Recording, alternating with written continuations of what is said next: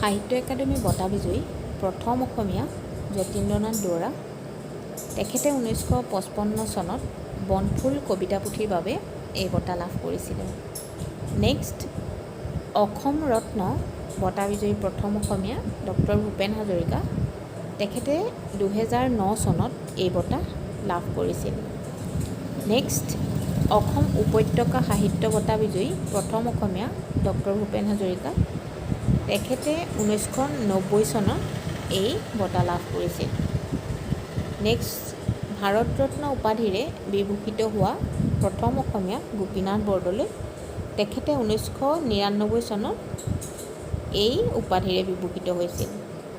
Next, Srimanta Sankardev বঁটা বিজয়ী প্ৰথম অসমীয়া কীৰ্তিনাথ হাজৰিকা।